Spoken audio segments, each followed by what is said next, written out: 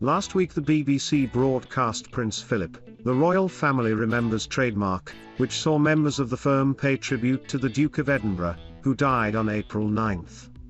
The programme was initially made to mark the Duke TM's 100th birthday on June 10. Senior members of the royal family spoke about Philip in glowing terms, including Prince Harry, despite the rift that has grown between the Duke of Sussex and his family in recent years. Surprisingly, Philip TM's son Andrew was also included despite his ongoing New York legal battle, and the scrutiny he has faced from his affiliation with convicted sex offender Jeffrey Epstein. Andrew TM's documentary appearance came days after the lawyer of Virginia Roberts Giuffre claimed legal papers regarding a civil sexual assault case involving Ms. Giuffre were issued to the Duke. Ms. Giuffre is suing Andrew for allegedly sexually assaulting her when she was 17, though the royal has strongly denied the allegations and is currently residing in Balmoral. The prince has consistently denied the claims, and told Newsnight in 2019, "It didn't TMT happen. I can absolutely categorically tell you it never happened. I have no recollection of ever meeting this lady, none whatsoever."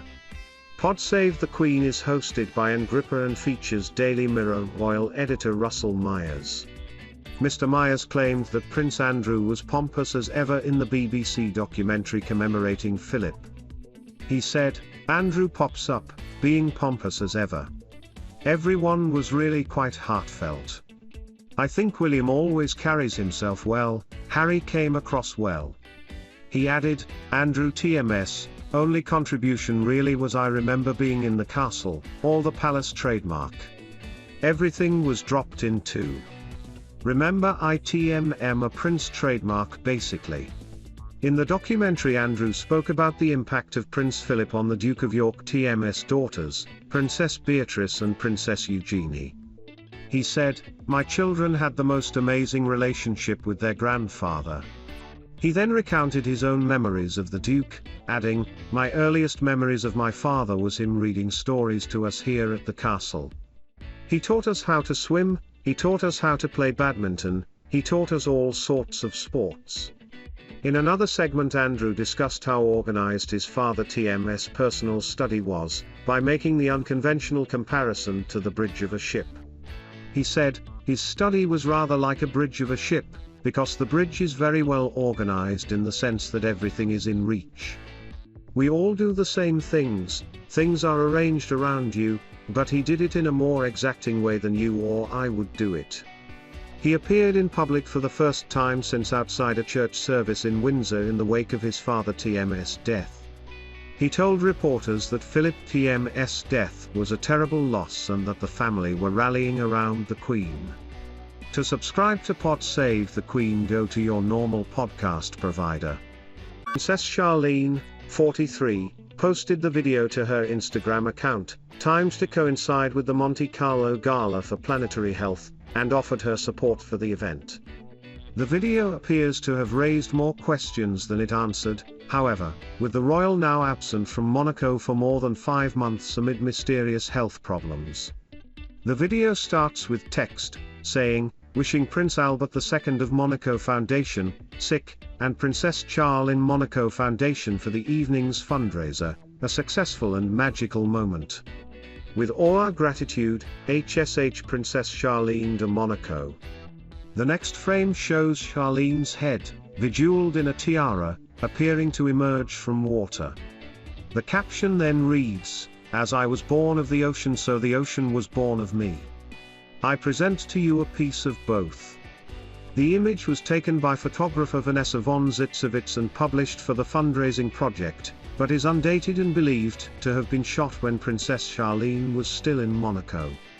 The video was widely interpreted as an attempt by the princess to show she remains attached to Monaco, but it appears to have backfired, drawing even more attention to her absence.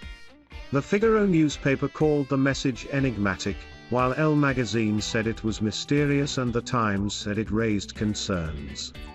Charlene left for South Africa, where she grew up more than 5 months ago, for what was initially expected to be a brief trip to work with her foundation. Earlier this month, She was rushed to hospital when she collapsed, due to a severe sinus infection, an aide said.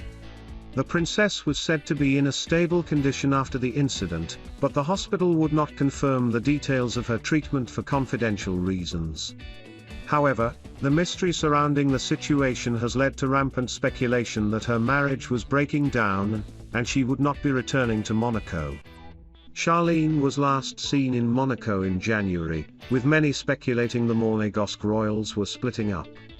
She told South African radio that she was remaining in her home country for medical reasons, saying in July that she cannot force healing, though this did little to quell the rumors. He said, "She didn't TMT leave Monaco in a huff. She didn't TMT leave because she was mad at me or at anybody else. She was going down to South Africa to reassess her foundation TMS work down there and to take a little time off with her brother and some friends." He said the trip was only supposed to be a week-long, 10-day maximum stay, and is not due to Princess Charlene going into exile. He insisted it is absolutely just a medical problem. However, the royal did acknowledge that he should have addressed the rumors about marriage issues sooner, but explained that he had been concentrating on taking care of the kids and had assumed the speculation would pass. Prince Albert added that his wife was ready to head back to Europe, though no date was mentioned for her return. The family then managed a trip to South Africa to visit Charlene, which she posted about on Instagram, but she missed her children's first day back at school in Monaco. Lilibet Diana, the youngest child of Prince Harry and Meghan Markle, has yet to make her debut on UK soil after her birth in Santa Barbara, California, in June. With no picture of the child available publicly, speculation about what the Duke and Duchess of Sussex are planning for her christening has been rife. NBC royal correspondent Neil Sean claimed it is unlikely Lilibet Diana will have her day at St George's Chapel in Windsor because of the alleged intervention of a senior royal family member. Mr. Sean claimed, "One of the bigger problems that Meghan really encountered of later is that she wanted her daughter, Lilibet Diana, to be christened in the place she was married alongside her husband Prince Harry. And then the christening of her firstborn, Archie. But that came to a grinding halt. Both Harry and Meghan were very keen to make that return and make sure that christening happened, particularly in front of Her Majesty the Queen. Some people may say they're just capitalizing on their royal connection, and why not? It's how they make money now." But moving forward, there was one person who basically decided there wasn't an appetite for this, and the person that seemingly is, so far, not willing to kiss and make up with his younger brother. He further claimed, according to a very good source, Prince William was the one who basically said, "No, we don't think this is going to work, it wasn't a particularly good idea." Kensington Palace has declined to comment. Prince William's relationship with his younger brother Prince Harry has been fraught in recent years, and the brothers have not spent much time together since the Duke of Sussex stepped down from his working royal role in March 2020. The pair were briefly reunited twice this year, first at Prince Philip's funeral in April, where they were seen exchanging a few words thanks to Kate, the Duchess of Cambridge's intervention, and then again in July at the unveiling of a statue commemorating their late mother, Princess Diana. Over the summer, a friend of the Princess of Wales claimed the brothers had been slowly restarted communications over Zoom. Stuart Pearce suggested Kate and Meghan Markle had also been playing a pivotal role in helping their husbands reconnect, albeit virtually. Mr. Pearce said, "I know that the four are talking with one another and they TM talking by Zoom FaceTime. They TM very close with one another. And what TMS remarkable, is that they all totally respect each other, but this lens is different. It TMS not, William and Kate TMS, responsibility to be involved in, verbalizing anything. What they do is just simply offer as much peace and tranquility and calm as possible." Prince Harry and Meghan Markle announced their decision to take a step back from active royal work in March 2020 and confirmed the decision to step down indefinitely after a one-year trial.